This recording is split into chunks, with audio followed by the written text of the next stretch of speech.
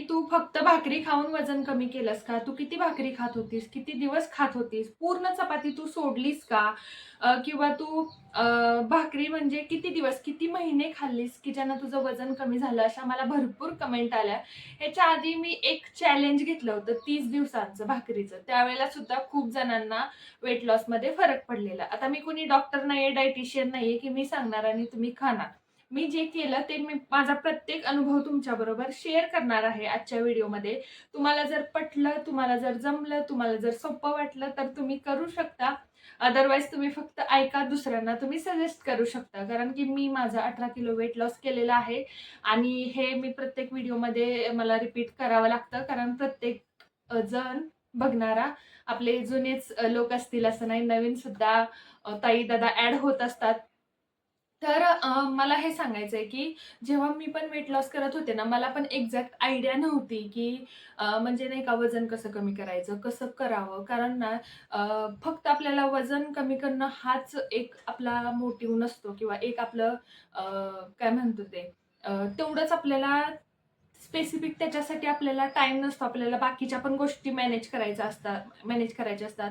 आपल्याला घराची जबाबदारी असते, आपल्याला मूल सांभाळायचं असतं. आपल्याला आपल्या हिशोबाने घरातले चालत नाहीत. म्हणजे आपल्याला स्प्राउटच खायचे तर समोरचा स्प्राउटच खाईल असं नाही किंवा आपण आपल्यासाठी स्पेशली वेगळं जेवण बनवू आणि मग बाकीच्यांना वेगळं देऊ किंवा आपल्याला जसं खायचंय तसं आपण बाकीच्यांना पण कंपल्सरी म्हणजे आपण नाही का म्हणत कंपल्सरी आपण बाकीच्यांना दिलंच पाहिजे. असं नाहीये. आपल्याला आपली फॅमिली सांभाळायची असते. आपलं पण आपल्याला मॅनेज करायचं असतं. ह्याच्यातून आपलं स्वतःवर दुर्लक्ष होतं. का?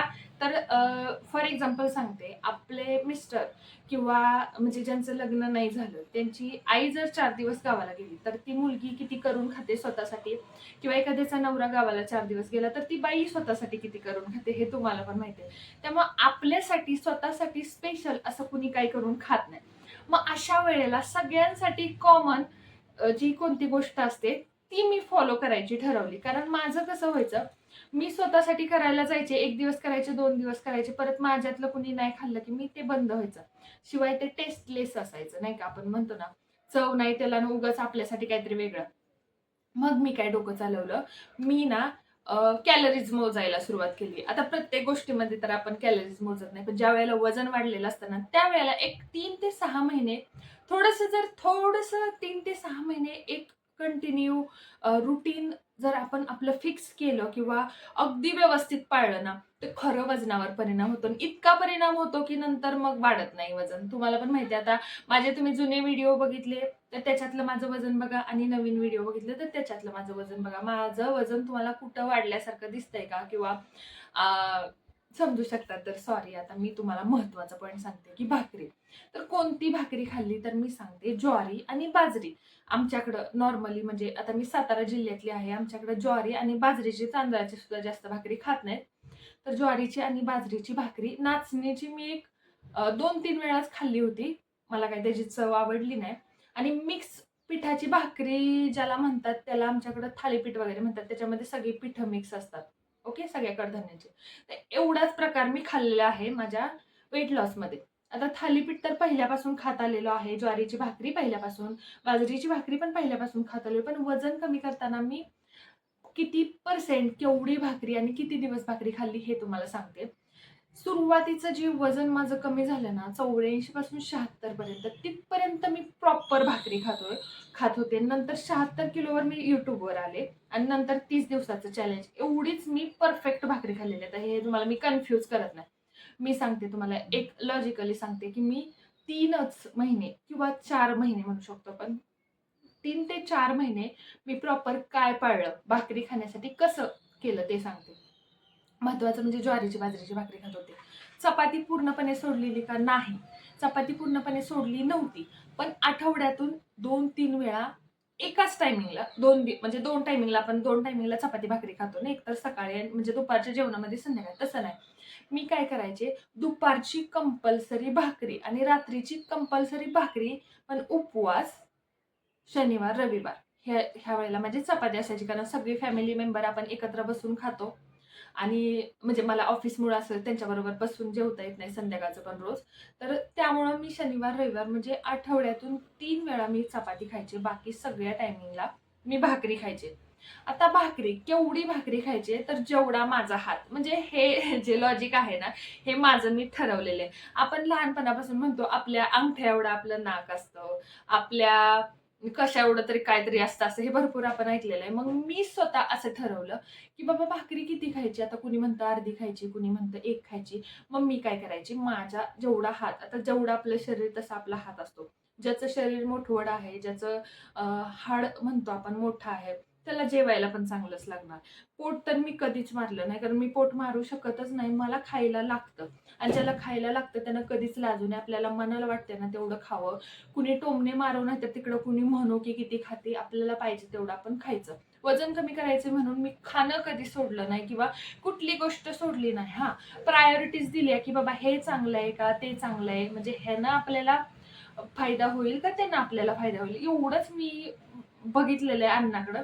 नाहीतर बाकीचं आपल्याला मनसोक्त पाहिजे तसं आपण खाल्लंय. तुम्ही पण बघितलेलं आहे, मी पिझ्झा खाते. पण त्याच्यात पण हेल्दी ऑप्शन. पाहिजे ते खायचं पण हेल्दीमध्ये जायचं किंवा आपल्याला खायचंच ना. आता वडापाव खाऊ वाटतोय आपल्याला, जेव्हा वजन कमी करतो तेव्हा सांगतेय मी. असं तर मी भरपूर खाते. आता वडापावच खायचंय सपोज आपल्याला, खायचा आवडतो तर खायचा. मग 2 वडापावऐवजी एकच खायचा आणि मग दुसरं काय खायचं नाही. असं असं असं करते मी. असं थोडं थोडं बॅलन्स एवढं, कारण आपल्याला प्रत्येक गोष्ट काय मोजून मापून खाता येत नाही. प्रत्येकाचा पोटाचा कोठा वेगळा असतो. कुणाला जास्त लागतं, कुणाला कमी लागतं आणि पोट उगाच कशाला मारायचं. तर मी काय करायचे, माझा जेवढा हात आहे ना, जेवढा हात, माझा हात मोठा आहे बरं का, जेवढा माझा हात ना तेवढीच मी पातळ भाकरी करायचे. पातळ भाकरी मी एवढी केली का, आता ही भाकरी मी जेवायला घेताना आधी बाउल भरून सलाद खायचे. सलाद खाल्ल्यानंतर मी भाकरी खायला घ्यायचे. भाकरी खाताना आधी मी त्यातली अर्धी भाकरी खायचे, चावून चावून भरपूर वेळ चावून खायचे आणि त्याच्यानंतर दुसरी अर्धी भाकरी घ्यायची जर माझ्या पोटात जागा राहिली तर. आता मी तुम्हाला सांगते त्या भाकरी बरोबर मी काय, कंपल्सरी 1 वाटी डाळ, पण त्याला फक्त तुपाची फोडणी दिलेली असायची. चांगली लागते, छान मस्त मुगाची डाळ शिजवायची. डाळ शिजवायची आणि त्याच्यामध्ये थोडंसं 1 चमचाभर तूप. हे सगळ्यांना, आमच्या घरातल्या सगळ्यांनाच कॉमन मध्ये, असं नाही की माझ्यासाठी सेपरेट डाळ घ्यायची. त्याच्यामध्ये लसूण, जिरे, कोथिंबीर, आपलं सॉरी कढीपत्त्याची वगैरे आपण फोडणी देतो ना, हिरवी मिरचीची फोडणी. आपण नॉर्मली तेलामध्ये हे सगळं टाकून वरून डाळ टाकतो ना, अशी नाही मी करायची. वरून फोडणी द्यायची आणि ती घट्टसर डाळ आहे ना, ती वाटी भरून डाळ आणि रोज 1 भाजी. हिरवी भाजी असो, म्हणजे कुठल्या आपल्या सगळ्या मेथी वगैरे ज्या हिरव्या पालेभाज्या असतात त्या पालेभाज्या, किंवा फ्लॉवरची भाजी, कोबीची भाजी, वेलीची भाजी. रोज एक प्लॅनच लिहायचा किंवा माझ्या प्रत्येक, असंही मला नाही का प्रत्येक गोष्टीचं लिहून ठेवायची सवय. आपण स्वतः लिहून ठेवायचं, आज मेथीची भाजी, आज बाबा, आज तांदळीची भाजी खायची, आज लाल माठ आणायचा, पण डाळ कंपल्सरी मी खाल्ली दुपारच्या जेवणामध्ये. तर हे आता संध्याकाळच्या जेवणामध्ये नॉर्मली संध्याकाळी लोक हलकं खातात आणि खाल्लं पाहिजे हलकं, पण मला रात्रीचं जागायचं असतं. त्यामुळे उलटं रुटीन केलं तर मला रात्रीचं जागायचं असतं. त्यामुळे मी संध्याकाळची नॉर्मली कडधान्यांची पातळ भाजी माझ्याकडे असते, अजूनही असते. आणि माझ्या घरच्यांना पण काही प्रॉब्लेम नाही असं. काही पहिल्यापासून आपल्याकडे म्हणत नाहीत हलकंच खावं आणि वरण भातच खावं. वरण भात तर सगळ्यात बेस्ट असतो बरं का, वेट लॉस वाल्यांसाठी. पण भूक लागते थोड्या वेळानं म्हणून, दुसरं काय नाही. त्याच्याबरोबर काहीतरी मग प्रोटीनचा सोर्स पाहिजे, पनीर पाहिजे, सोयाबीन पाहिजे, टोफू आता हे नवीन आलेलं आहे फॅड ते पाहिजे. म्हणजे काहीतरी प्रोटीनचं खूप प्रश्न विचारतात म्हणून सांगतो. पण मी पहिल्यापासून सांगू, मी असा कधीच काही विचार केला नाही. असं अन्न खाल्लं पाहिजे की ज्यानं आपल्याला बाहेर रस्त्यानं गेलं तर चक्कर आली नाही पाहिजे, आपलं हिमोग्लोबिन कमी नाही झालं पाहिजे, आपल्याला थकवा नाही आला पाहिजे, आपण 4 वेळा वर खाली पायऱ्या चढलो तरी आपल्याला धाप नाही लागली पाहिजे. हे झालं आपलं. नाहीतर सगळं घेते, प्रोटीन घेते, मोजून घेते, विकत आणून काय काय पितंय तरी त्याला चक्कर येते, त्याला हे काय कामाचं नाही. बरोबर, ज्याचं त्याचं शरीर वेगळं असतं. त्यामुळं असं नाही की ती व्यक्ती सगळं आणून खाते. आता खूप असे लोक आहेत की त्यांनी भरपूर जर डॉक्टर ठेवले होते स्वतःसाठी, तरी पण ते वयाच्या 50व्या वर्षी घरी गेलेच. त्यामुळे जेव्हा जायचंय तेव्हा माणूस जाणार, ज्याला जसं ज्याचं शरीर जसं काम करणार आहे तसंच त्याचं शरीर काम करणार आहे. त्यामुळे मोजून आपण खायला जायचं नाही. आपण रेग्युलर पहिल्यापासून जेवत आलोय.